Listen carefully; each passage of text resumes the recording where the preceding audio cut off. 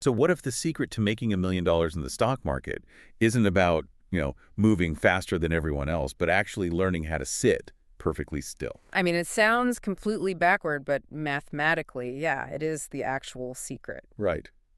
Well, welcome to today's deep dive. I am incredibly excited to have you with us today because we are opening up a piece of source material that is, honestly, it's as fascinating as it is brutal. Oh, absolutely brutal. It's a tough read. Yeah. We managed to get our hands on a highly personal slide deck. It's essentially a diary of financial pain, technical revelation, and just pure psychological warfare. Yeah, that's a good way to put it. It was created by a trader who goes by the name Kang230, and the deck is bluntly titled My Trading Mistake.pptx. Which is such a humble title for what it actually is. Totally. And the mission today is to dissect the psychology and the really strict technical rules of trading derivative warrants, or DWs, Yeah. through the lens of this one person's hard-learned lessons. And for those of you who operate in these specific financial trenches, you already know that DWs are an entirely different beast. Oh, yeah. They are leveraged instruments. Because of that leverage, they amplify movement. So a 1% move in the underlying stock. Right, the base asset. Exactly. That might mean a 10 or 20% move in the DW. They move with this just terrifying speed, and the margins for human error are, well, they're practically non-existent. Which perfectly sets up the tantalizing premise that King 230 drops right at the beginning of this deck. Right. It is the ultimate mathematical dream. It's the hook. It is. King 230 points out that if you can make just a 2.5% profit every single day, and you do that for 309 days, you will make $1 million. Just 2.5%. You grab a tiny sliver of profit, you close your laptop, you go make a coffee, and you do it again tomorrow. It sounds so achievable. Well, the math is flawless, sure, Right. but the execution is where the human element just completely destroys the equation. Taking a 2.5% profit sounds simple until you're in a trade that is up 2.5% and every single neuron in your brain is screaming that it's about to go to 10%. Greed kicks in. Exactly. This slide deck isn't just a list of rules. When you synthesize the data, it's really a map of human error. It's this raw catalog of our impatience, our unchecked greed, and the sheer discipline you need to overcome your own biological wiring. Okay, let's unpack this. Because of the journey King 230 outlines, it starts right where you'd expect a highly motivated, caffeinated trader to fail. The need for speed. Yes, the absolute seduction of speed versus the trap of the microview. The deck isolates King 230's second mistake right away, which is entering the market too early. And there's a very specific technical trap here. There is. It involves relying on the EMA 5 trend line, which is a really short-term moving average, while viewing the market on a 1-minute time frame, which the author labels TF1. Right, the 1-minute chart. Yeah. And the deck explicitly states that if you enter the market based on this microscopic 1-minute view, you're practically guaranteed to get stuck buying at the absolute high price. You will be holding the bag. The rule is you have to check the main trend first. What's really fascinating here is the psychological illusion that the 1-minute chart creates. How do you mean? Well, when you're staring at data that updates every 60 seconds, your brain is just flooded with a constant stream of novel information. Every tiny flicker feels massive. Like it's breaking news. Exactly. It creates this false adrenaline. Yeah. You feel like you have your finger directly on the pulse of the market, but the reality is you are drowning in pure noise. Think about how often you react to 1-minute microdramas in your own daily life, right? Instead of looking at the bigger picture. Oh man, that hits close to home. I was actually trying to figure out how to visualize this specific trap. And imagine you are driving on a massive multi-lane highway at like 80 miles an hour. Okay, I'm with you. But instead of looking out the windshield at the horizon, you have mounted a microscope to the floorboards. Oh. And you are staring intensely at the asphalt directly beneath your tires. You see every single pebble, every crack, every grain of sand whizzing by. So you feel like you're going incredibly fast. Exactly. There is a ton of frantic movement, so you feel productive, but because you are zoomed in so tight, you completely miss the reality that there is a massive traffic jam just a quarter mile ahead. That is a perfect analogy. You are processing an immense amount of high-speed information, but that information has absolutely zero predictive value. Right. You're totally blind to the actual environment. And in the realm of DWs, that blindness destroys your portfolio. The 1-minute chart tricks your brain into thinking a tiny algorithmic blip is a massive trend. The reality is by the time a human reacts to a spike on a 1-minute chart, the move is already mathematically over. So you buy the absolute peak. Yeah. The algorithm takes its micro profit, it exits, and the price instantly drops back down. King 230 learned the hard way that you have to choose a DW that aligns with the main trend, not the micro noise. Because when you stare through that microscope, your adrenaline spikes, and suddenly you aren't trading data anymore, you're trading feelings. And that is the fastest way to blow up an account. Right, which leads perfectly into the next major pitfall in the deck, which is mistake number 3, the lethal danger of feelings. Specifically, King 230 talks about trading on the feeling or the assumption that a price has gone up or down too much. Yeah, the human brain craves equilibrium. So to combat this, King 230 establishes an absolute rule. You have to rely on what they call the middle brother. In Thai, it's P Klang. The middle brother, I love that term. It's great, right? Technically, this is the EMA 20 line on the 15-minute time frame, or TF15.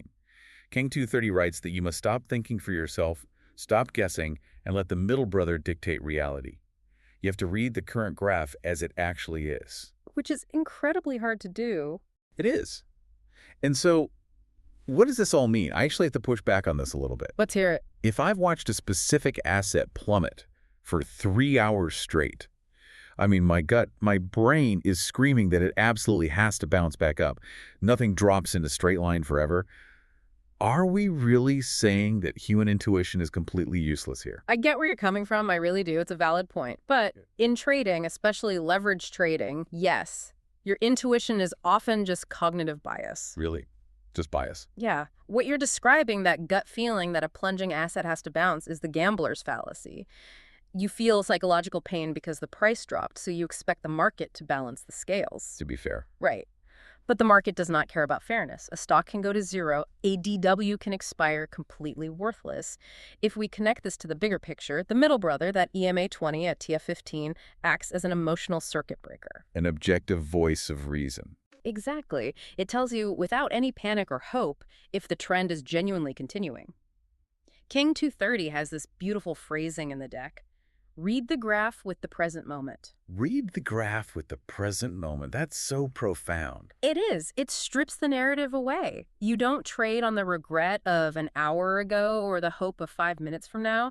You accept the mathematical reality of right now. Okay, so since we've established that the middle brother dictates the main trend, what happens when a trader decides to deliberately go against that trend?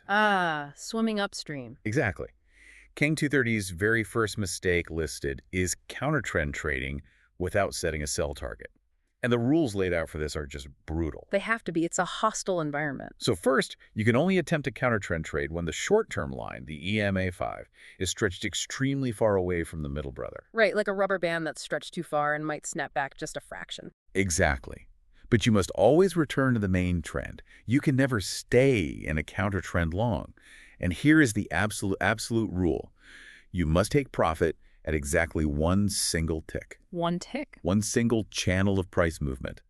You exit immediately. Do not move your target out of greed. You get your tick, you wait, and you watch for a chance to re-enter the main TF15 trend. The discipline for that is staggering. I was thinking about this, and it's like, imagine diving for a drop coin in a raging, fast-moving river. Oh, that's a vivid image. Right. You dive in, you grab the coin, and you get out instantly. You survive. But if you linger down there to look for a second coin, you drown. The river takes you. I love that analogy. It captures the violence of the market perfectly. And it raises an important question, right?